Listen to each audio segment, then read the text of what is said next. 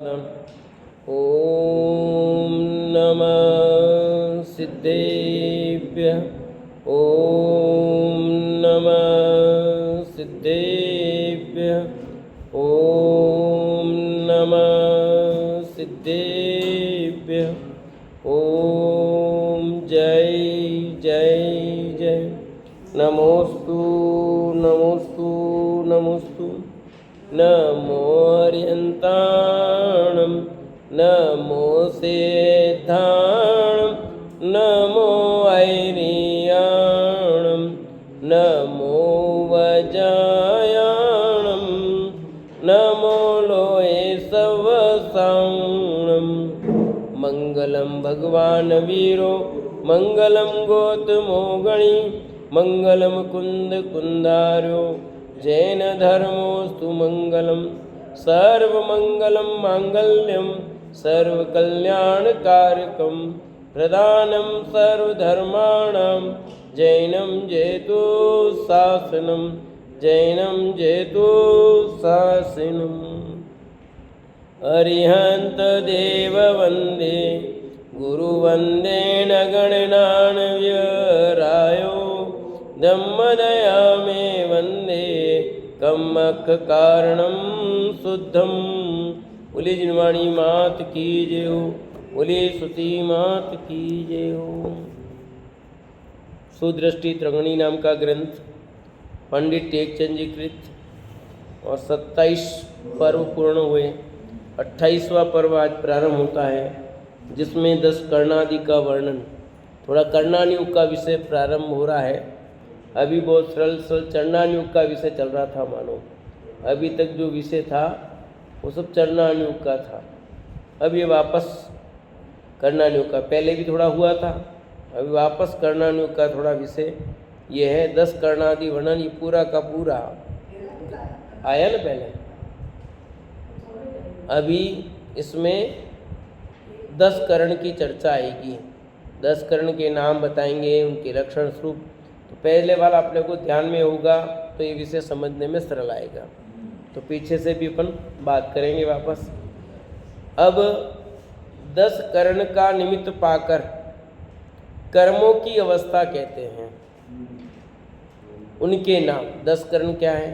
बंध, उदय, सत्ता, उत्कर्षण, अपकर्षण, संक्रमण, उपशान, निदति, निकाचित, उदीर्णा।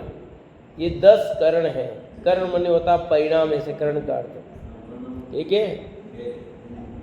तो 10 बंध, उदय, सत्ता, उत्कर्षण, अपकर्षण, कितने हो गए? 5 हो गए। फिर संक्रमण, उपशान, निदति, निकाचित और उदीर्णा, ये 10 कर्ण है। और ये नाम सबको याद होने चाहिए। सरल है, कठिन नहीं है।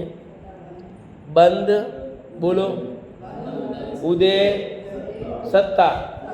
बंध, उदय, सत्ता, 3 हो गए। उत्कर्षण, अपकर्षण, संक्रमण, इन 3 की जोड़ी हो गई। उत्कर्षण, अपकर्षण, संक्रमण, 6 हो गए। फिर है उपशान, निदति, निकाचित, उदीर्णा। उपशान को अलग कर दो और 3 ये साथ में ले लो। निदति, निकाचित और उदीर्णा, ये 10 हो गए। अब बोलो, बंध, उदय, सत्ता, उत्कर्षण, अपकर्षण, संक्रमण, उपशांत, निदति, निकाचित, उदीर्णा हो गए। बोलो, जैसे याद है वैसे बोलो।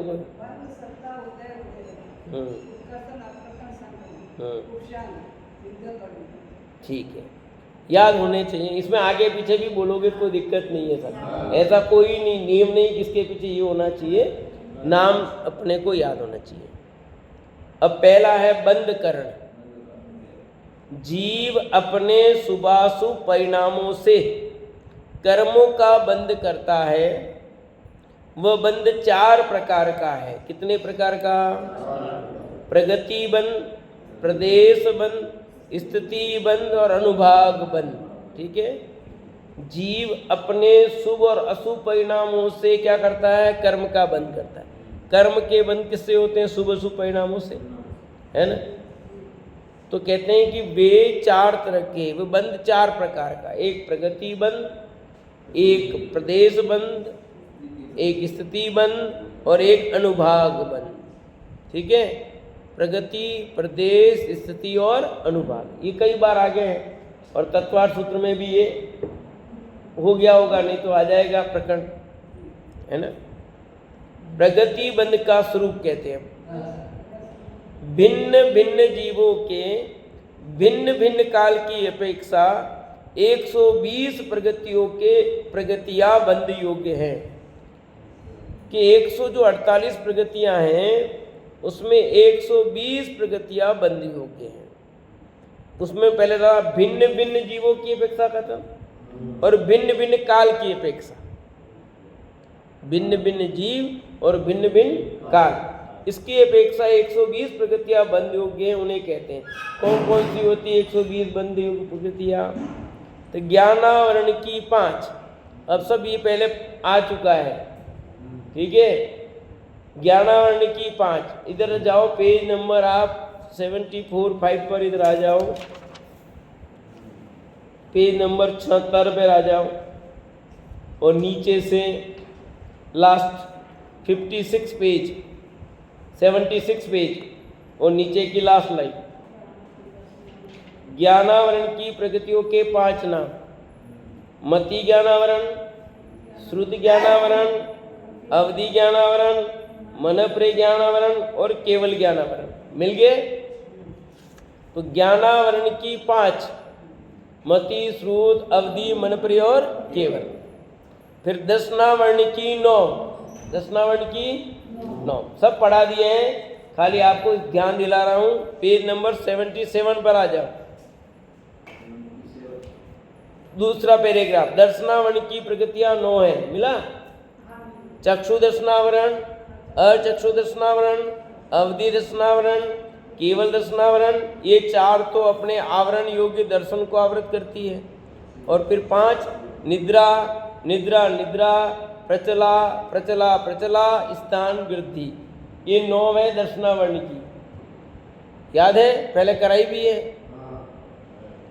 कौन सी 9 आई? चक्षु दर्शन, अचक्षु दर्शन, अवधि दर्शन, केवल दर्शन, ये 4 तो ये हो गई। और 5 निद्रा निद्रा निद्रा, प्रचला प्रचला प्रचला और स्थान वृद्धि। बोल सकते हो? बोलो।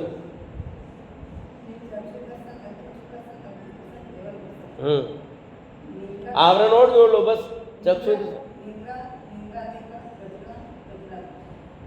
और स्थान वृद्धि। स्थान वृद्धि, सत्यान नहीं, स्थान वृद्धि, ठीक है।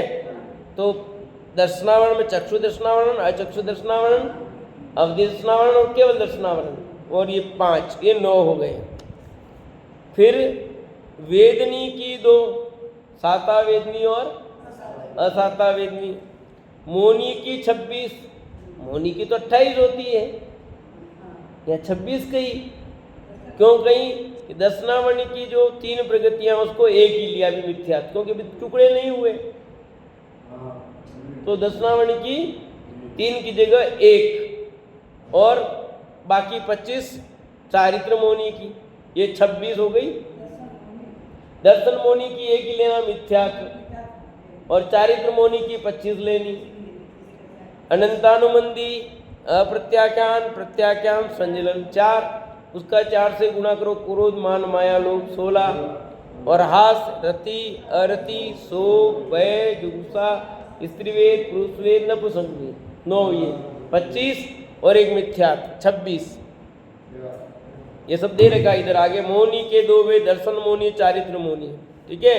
दर्शन मौन के 3 वेद, मिथ्यात्, सम्यक मिथ्यात्, सम्यक प्रकृति मिथ्यात्। इसमें सिर्फ मिथ्यात् लेना, ये दोनों नहीं लेना, बाकी चारित्र मुखी 25 सब गिना दिए। फिर है आयु की 4, तो 4 गतियां, 4 आयु, मनुष्य आयु, त्रिंचायु, नरकायु और देवायु। फिर गोत्र की 2, उच्च गोत्र और नीच गोत्र। अंतरायु की 5, दान, लाभ, भोग, वीर्य और भोग। भोग, ठीक है। ये 5 ये होगी, किसकी होगी? अंतराय की। अंतराय कर्म की 5 हो गई। फिर रही आपकी इस प्रकार 7 कर्मों की 53 प्रगतियां। कितनी होगी? 7 कर्मों की 53 प्रगतियां तो हो गई कंप्लीट। और अब रही नाम कर्म की। तो नाम कर्म की प्रगतियां बताते हैं यहां पर। नाम कर्म की वर्णादि 4 वर्ण, स्पर्श, रस, गंध, वर्ण 4, ऐसे तो होती है 20, पर अभी यहां मूल 4 ले ली, 16 छोड़ दी है।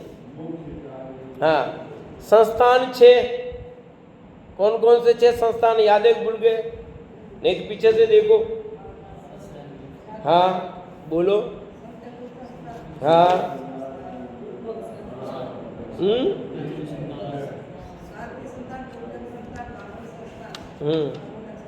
बिल्कुल सही है। ये 6 संस्थान हो गए। देखो इधर पेज नंबर, यहाँ पर आ जाओ आप ऊपर।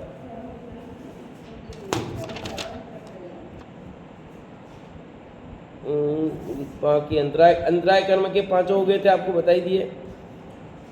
और संस्थान इधर है, जीव राशि, मिथ्यात्व नीचे इधर है।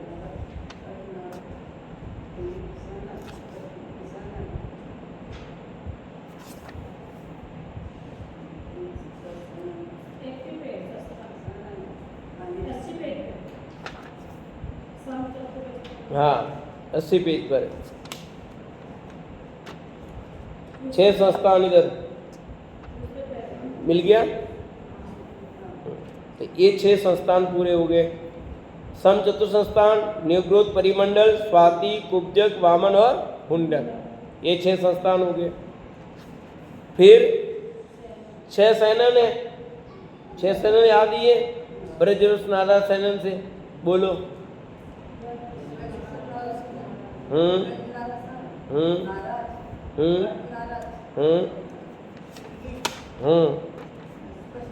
स्फटिक, ठीक है। व्रजविषम नाराज सैनन, पेज नंबर 79 पे देखो, नीचे से दूसरा।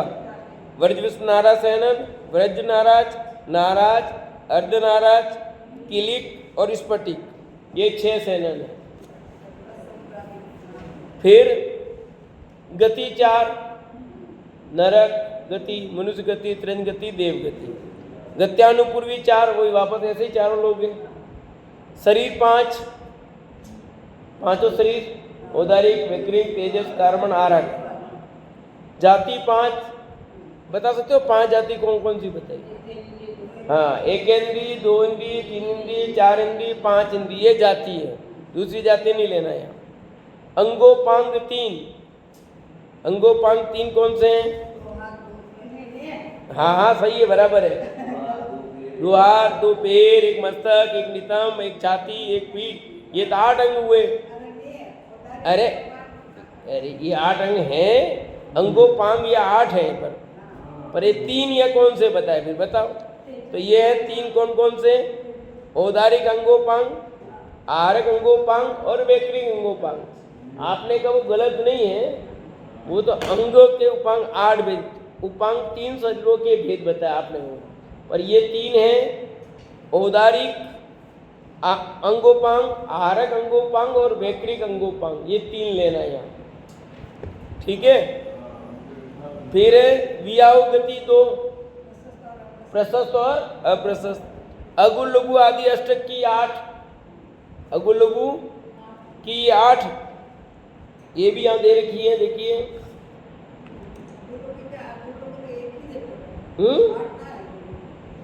अगुल लघु आदि 8 है ना? है पीछे 4 गत्ते लोग 8 अगुल लघु आदि की, ये नीचे ही है।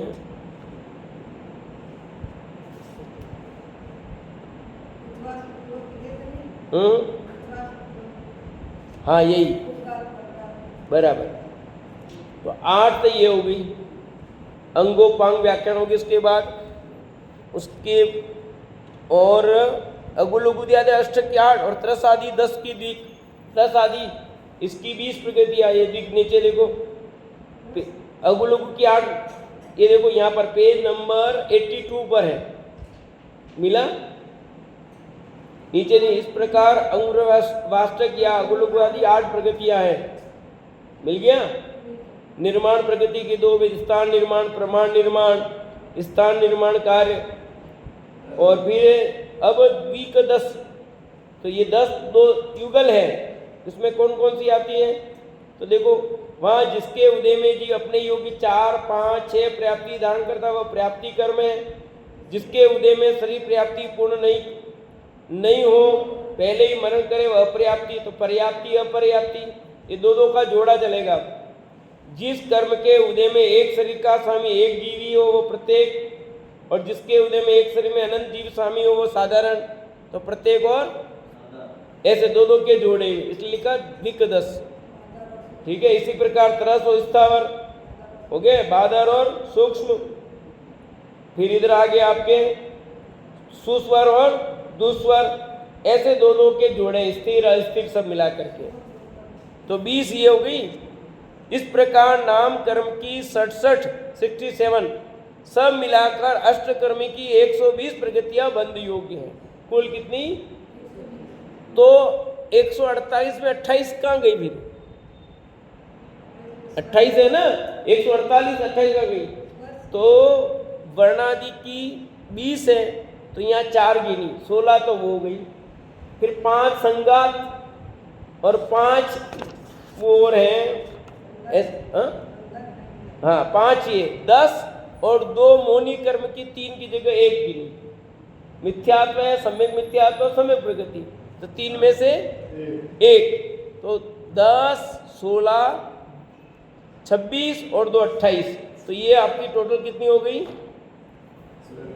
148 हो गई। 120 और 48, तो ये टोटल हो गई आपकी 148 प्रगतियां, 5 बंधन और 5 संगात।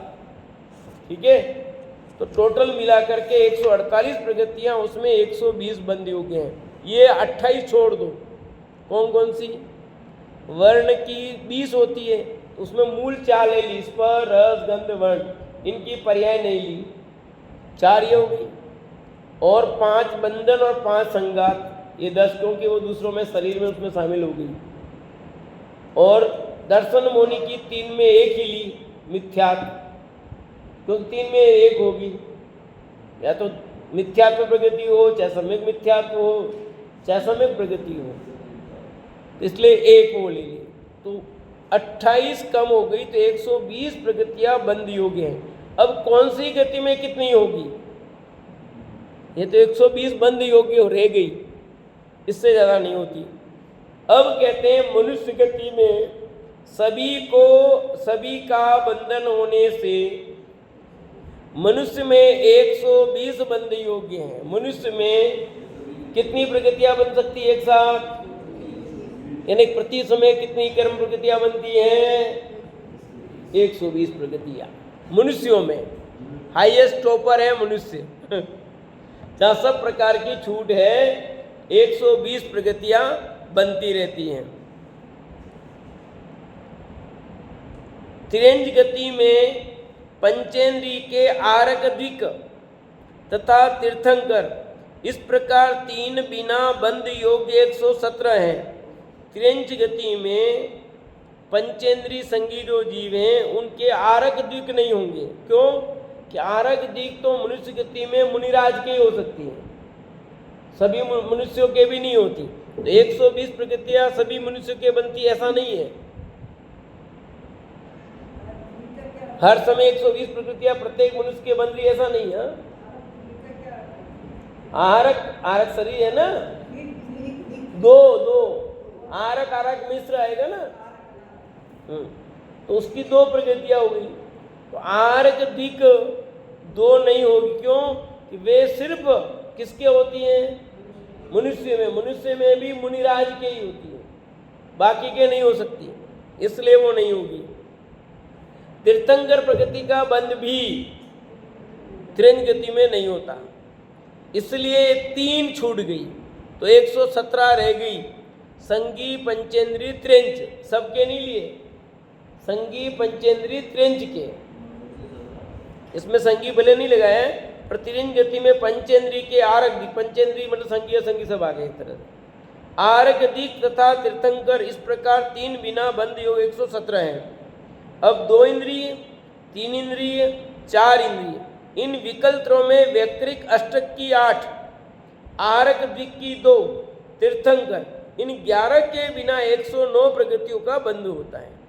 एक तो वैक्रिक अष्टक, वैक्रिक संबंधी जितनी भी हैं 8 प्रगतियां वो, और आरक दोनों, तो 8 और 2 10, और एक तीर्थंकर प्रगति, ये 11।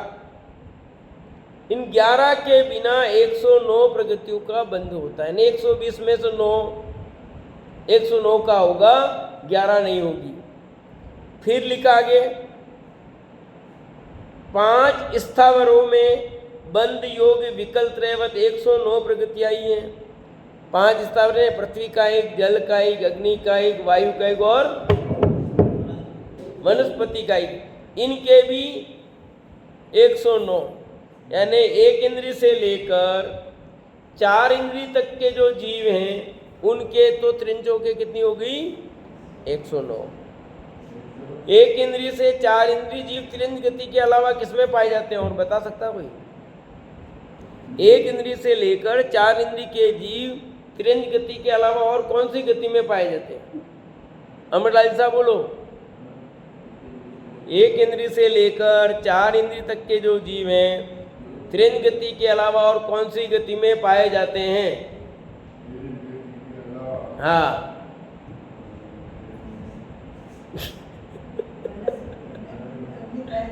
इतना इजी प्रश्न पूछा है, बोलो विवेक जी।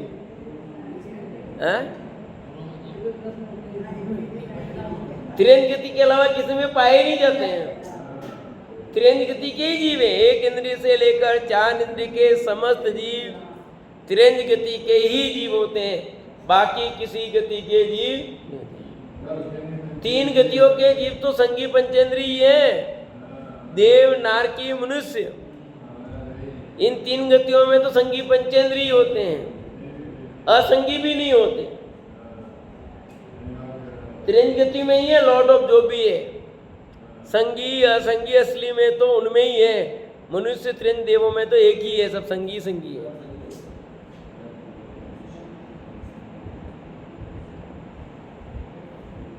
विशेष इतना है कि अग्नि कायिक और वायु कायिक इन 2 स्थावरों में उच्च गोत्र मनुष्य इन 2 के बिना 107 प्रगतियों का बंध होता है। जो 5 स्थावर कहे उसमें अग्नि कायिक और वायु कायिक छोड़ दो, इनके 107 ही होगा। पृथ्वी कायिक, जल कायिक, वायु कायिक छोड़ दो, अग्नि कायिक छोड़ दो, वनस्पति कायिक, इन 3 कुएं 109 हो जाएगा।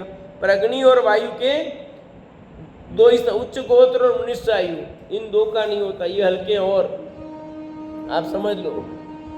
इन 2 के बिना 107 प्रगतियों का ही बंद होता है। 109 लिखा पर वापस रेड बत्ती लगा दी। स्थावर में सबके मत समझ लेना, इन दोनों को छोड़ दो। अग्नि कायिक वायु कायिक के 107 ही होगा, 109 नहीं होगा।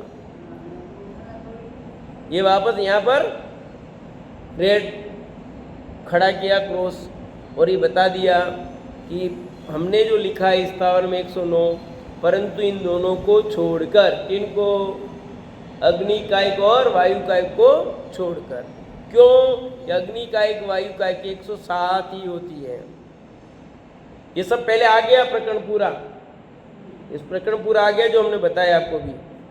देवों में वैक्रिक अष्टक की 8, विकल्पत्रय की 3, आरक की 2, सूक्ष्म साधारण और अपर्याप्त, इन 16 के बिना समुच्चय 104 का बंधे हैं। कुल 120 है ना, तो देव गति में 104 का ही होगा। वैक्रिक अष्टक की 8 नहीं होगी, विकल्पत्रय की 3 नहीं होगी, आरक की 2 नहीं होगी, सूक्ष्म साधारण नहीं होगी और अपर्याप्त नहीं होगी, क्योंकि वहाँ पर्याप्त कोई होता ही नहीं। वहाँ विशेष इतना है कि दूसरे से ऊपर तीसरे स्वर्ग तक लेकर 12वें स्वर्ग पर्यंत के देवों में एकेंद्रीय जाति, स्थावर नाम और आतप, इन 3 बिना 101 का बंध है। और 12वें स्वर्ग से ऊपर के देवों में विकल त्रय की 3 और उद्योग इन 4 के बिना 97 का बंध है। अब पहले तो ऐसा कह दिया, फिर आप ऐसा कहते हो हाँ, सामान्य कथन किया पहले, और सामान्य कथन के बाद जो विशेष कथन है वो भी ध्यान दिले। तो सामान्य कथन में क्या हुआ, 104 का बंध बता दिया, किसके, देवों के सबके। पर तो भवनवासी, वेंतरवासी, ज्योतिषी सब इसमें निपट गए, परंतु ऊपर जो वैमानिक देव हैं उनमें यहाँ विशेष ध्यान दिलाया। दूसरे से ऊपर तीसरे स्वर्ग से, दूसरे से ऊपर मतलब तीसरे स्वर्ग से लेकर 12वें स्वर्ग पर्यंत देवों में एकेंद्रीय जाति, स्थावर नाम और आतप, इन 3 बिना 101 का बंध है। इससे एक निष्कर्ष वो निकल गया।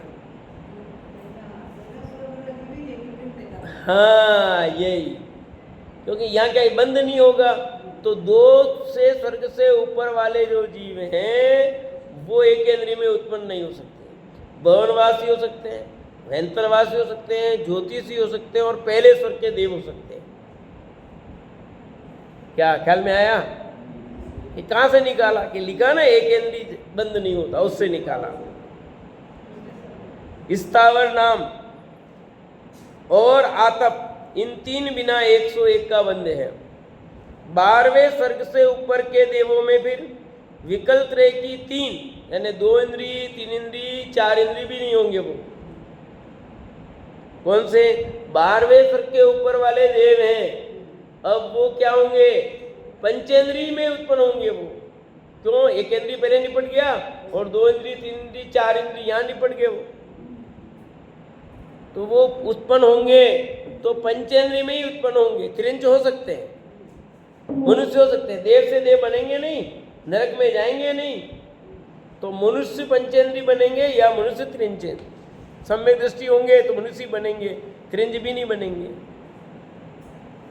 तो 12वें स्वर्ग के ऊपर के देवों में विकल त्रय की 3 और उद्योग इन 4 के बिना 97 का ही बंध होता है।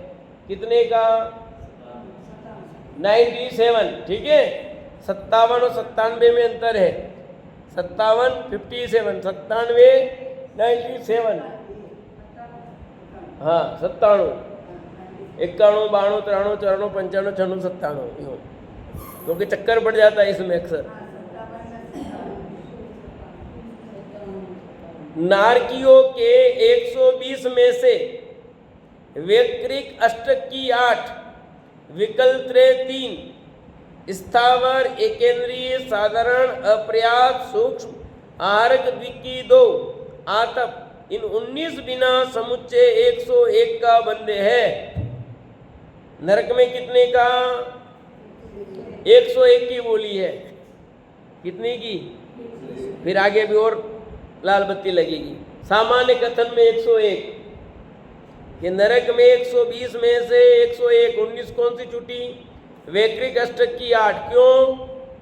कि वो अब बंद ऐसा होगा तो देवगति में जाते, पर देवगति में जाएंगे नहीं, फिर नरक से नारकी बनेंगे नहीं, तो वैक्रिक हो नहीं सकते, न नारकी बनेंगे न देव बनेंगे, इसलिए वैक्रिक अष्टक नहीं होगी उनके।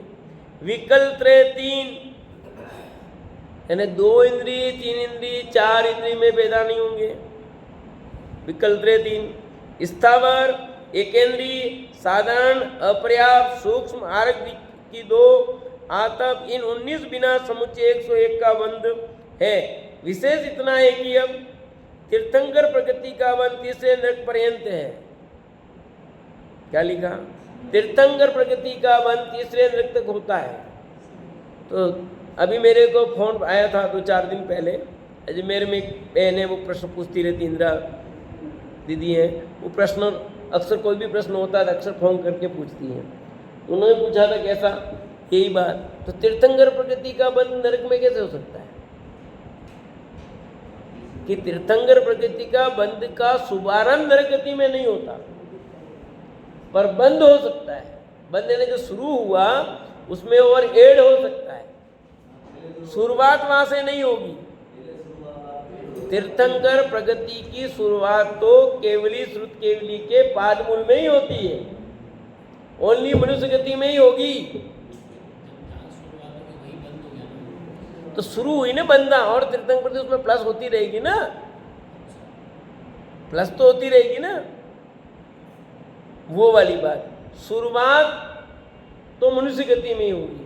उस तीर्थंकर प्रगति का जो और बंद हो रहा है वो नरक में हो सकता है, देह में भी हो सकता है। आगे आएगा प्रश्न, बताएंगे वहां।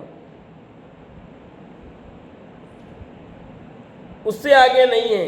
अतः तीसरी पृथ्वी के से नीचे 100 प्रगतियों का बंध है। कितनी? 100। तीसरे नरक तक तो 101 और फिर नीचे 100। सातवें नरक में मनुष्य आयु बिना 99, फिर छठे नरक तक तो हो गई 100, सातवें में एक और कम हो गई 99। यानी सातवें नरक का निकला हुआ जीव सीधा मनुष्य नहीं बन सकता, वो तिरंजी बनेगा, देव भी नहीं बन सकता, नारकी भी नहीं बन सकता। एक ही ऑप्शन है उसके पास तिरंज बनने का। इस प्रकार 4 गति में यथा योग्य सामान्य बंध का विशेष इतना है कि एक जीव के एक काल अपेक्षा 3 गतियों में तो 59 प्रगतियों का बंध होता है, परंतु त्रिंज गति में एक काल अपेक्षा तीर्थंकर प्रगति बिना 58 प्रगतियों का बंध होता है। थोड़ा यहां समझ लेना अच्छी तरह से। यहाँ लिखा है 4 गति में यथायोग सामान्य बंध का, जो भी चर्चा की सामान्य अपेक्षा करना। विशेष इतना है कि एक जीव के एक काल में 3 गतियों में तो 59 प्रगतियों का बंध होता है, मनुष्य गति और देव गति और नरक गति। इन 3 प्रगतियों में एक काल एक साथ यदि कर्म प्रगतियों का बंध होता है तो 59 प्रगतियों का, 59 समझते हो, 60 में एक कम 59, 60 में एक कम यानी 59 अंग्रेजी में बोलूं तो, हाँ 59 प्रगतियों का बंध होता है, परंतु त्रिंज गति में एक काल अपेक्षा तीर्थंकर प्रगति बिना 58 प्रगतियों का बंध होता है। कितना? 58। अधिकतम एक साथ एक काल में बंधे तो इतनी प्रगतियों का बंध होता है। यूं तो 120 कही थी, अब ये तो एक काल एक साथ ही लिखा। क्या देखो वापस पढ़ो नीचे, एक जीव के एक काल में, क्योंकि 8 कर्मों का आयु कर्म छोड़कर 7 कर्मों का प्रति समय बंद हो रहा है, 7 कर्मों का बंद हो रहा है प्रति समय, पर कुल 148 प्रगतियां हैं, उसमें 120 बंद योग्य रही, तो 120 में एक साथ कितनी प्रगतियों का बंद हो सकता है? एक जीव, वो तो सब जीवों की अपेक्षा कथन था, वो सामान्य कथन हुआ, पर पर्टिकुलर एक जीव एक साथ एक समय में कितनी कर्म प्रगतियों का बंद कर सकता है?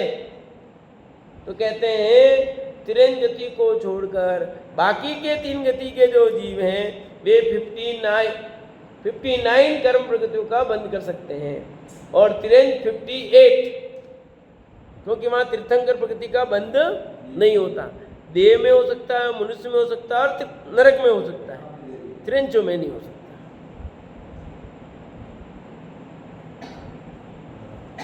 अब प्रश्न बहुत बढ़िया जो मैंने उठाया, तीर्थंकर प्रगति का बंध तो मनुष्य में ही कहा है, तथापि यहाँ देव नारकी में भी कहा गया है, वह कैसे? ठीक है, तीर्थंकर प्रगति का बंध तो मनुष्य में ही कहा है, केवली श्रुत केवली के पादमूल में ही होगा, तथापि यहाँ देव नारकी में भी कहा गया, वह कैसे? समाधान, हे भव्य प्रश्न तुम्हारा प्रमाण है, तुम्हारा प्रश्न वाजिब है, प्रमाणिक है। प्रथम तो तीर्थंकर प्रगति का बंध मनुष्य ही के होता है, यह बात प्रमाण है कि तीर्थंकर प्रगति का बंध मनुष्य गति के ही होता है, ये बात प्रमाणिक है। तथापि मनुष्य गति में किया बंध देव नारकी में भी जाता है, अतः अन्य गति में भी बंध जाना। कि जिस जीव ने यहाँ तीर्थंकर प्रकृति का बंध किया था वो मर करके अब देव बन गया या नारकीय हो गया, तो वहां भी तीर्थंकर प्रकृति का बंध चालू रहा। इस अपेक्षा से कहा। पुनः प्रश्न किया, तीर्थंकर प्रकृति का बंध करने वाला सम्यक दृष्टि देव गति में जाकर देव में तीर्थंकर का बंध करता है, यह तो संभव है, परंतु तीर्थंकर प्रकृति का बंध करने वाला जीव नरक में कैसे जाता है? देव में तो समझ में आती है बात, पर नरक वाली बात समझ में नहीं है। उसका समाधान, किसी जीव ने पहले मिथ्यात्व दशा में नरकायु का बंध किया था सरो दीदी, बाद में उस निकट भव्यात्मा संसारी जीव के सम्यक हुआ। क्या हुआ? बाद में हुआ। हाँ, आ रहा, सब आ रहा है। वह तीर्थंकर व केवली के निकट निमित्त पाकर 16 भावना भाकर अथवा उनमें से 1-2 आदि कोई भावना भाकर परिणामों की विशुद्धता से तीर्थंकर प्रकृति का बंध कर पश्चात आयु बंध के योग से नरक में जाकर वहाँ तीर्थंकर प्रकृति का बंध करता रहता है। इस अपेक्षा से बंध कहाँ है कि पहले नरकायु का बंध हो गया, बाद में परिणामों की विशुद्धता हो गई, सम्यक दर्शन ले लिया, तीर्थंकर प्रकृति बन गई, अब वो नरक में जाएगा तो वहाँ ये चालू रहेगा। श्रेणी किसका प्रसिद्ध उदाहरण है अपना, कि पहले उनके नरकायु का बंद हो गया, साथ में नरक का बंद हो गया, 33 सागर का बंद हो गया, बाद में सम्यक दर्शन ले लिया तो ढिलास हो गई, 7 में से पहला नरक हो गया, 33 सागर से 84,000 वर्ष रह गए, पर तीर्थंकर प्रकृति बंद जो बनी थी वो चालू रही। प्रथम नरक में जाने वाला जीव तो सम्यक सहित भी जाता है, परंतु दूसरे और तीसरे में जाने वाला जीव सम्यक को छोड़कर जाता है। ये खास बात आई इसरो दीदी, क्या आई बोलो? 1 मिनट रुको। कहाँ पर? नहीं, इसलिए सुना नहीं पूरा, इसलिए मैं आपसे पूछा। पहले नरक में तो जीव सम्यक सहित जा सकता है, पर दूसरे तीसरे नरक में जीव सम्यक दर्शन लेके नहीं जाएगा। हो गया, यहाँ छूट जाएगा, फिर वहां जाएगा, फिर वापिस बंद कर सकता है। देखो वापिस पढ़ता हूँ। प्रथम नरक में जाने वाला जीव तो सम्यक सहित भी जाता है, परंतु दूसरे व तीसरे में जाने वाला जीव सम्यक को छोड़कर जाता है। कौन सा? दूसरे और वहाँ अंतर्मूर्त मिथ्यात्व में रहता है, कर्मांड से जाकर पर्याप्ति पूर्ण करता है। जब तक पर्याप्ति पूर्ण नहीं करता तब तक मिथ्यात्व है। पर्याप्ति पूर्ण होने के बाद तीर्थंकर बंध वाले को सम्यक होता है, उसके बाद तीर्थंकर का बंध जाना। इस प्रकार 4 गतियों में बंध का। बहुत गजब की बात आई है, थोड़ा यहाँ खास जोरदार बात है, समझने जैसी है। क्या कहा कि पहले नरक में जो जीव गया सम्यक तो सही, उसके तो कोई दिक्कत है नहीं, वो तो तीर्थंकर प्रकृति बंध चालू रहा। पर जो सम्यक तो पहले था, अब उसका बंध दूसरी तीसरी गति में जाना है, तो अब वो जा नहीं सकता सम्यक सहित। तो सम्यक सहित जीव कभी भी दूसरे तीसरे नरक में नहीं जाएगा। तो क्या करेंगे? उसके सम्यक तो छूटेगा ही छूटेगा। सम्यक दर्शन अब छूटेगा, पर इसने तीर्थंकर प्रकृति का बंध शुरू कर दिया। बात तैयार है क्या यार? सुनो भाई अभ्यास वाले, तीर्थंकर प्रकृति का बंध शुरू हो गया, तो अब सम्यक तो छूट गया। अब तीर्थंकर प्रकृति कैसे रहेगी फिर? क्या नहीं रहेगी भी, नहीं बंधेगी भी इतनी देर। जब नरक में जाएगा, वहाँ अंतर्मूर्त में जाकर के पर्याप्ति जब पूर्ण हो लेगी तो पुनः सम्यक्त करेगा, और फिर तीर्थंकर प्रकृति का बंध पुनः शुरू हो जाएगा। ये विशेष बात यहाँ पर आई है। दूसरे तीसरे, उसके नीचे तो जाएगा ही नहीं, उसके नीचे तो तीर्थंकर प्रकृति का बंध होगा ही नहीं। तीसरे नरक तक की जो बात है वो कहते दूसरे तीसरे नरक में भी जीव सम्यक तो सहित नहीं जाता, छोड़ना पड़ेगा उसको, फिर जाके पुनः सम्यक ग्रहण करेगा। ठीक है। उसके बाद तीर्थंकर का बन जाना, इस प्रकार 4 गतियों में बंद कहा से चर्चा अपन आगे करेंगे। इतना विषय हुआ है, बहुत अच्छा विषय आया है, थोड़ा समझने जैसा है, और उपयोग लगाओ तो मजा आ जाएगा आपको, उपयोग स्थिर होगा और बहुत अच्छी चीज आई है आपको।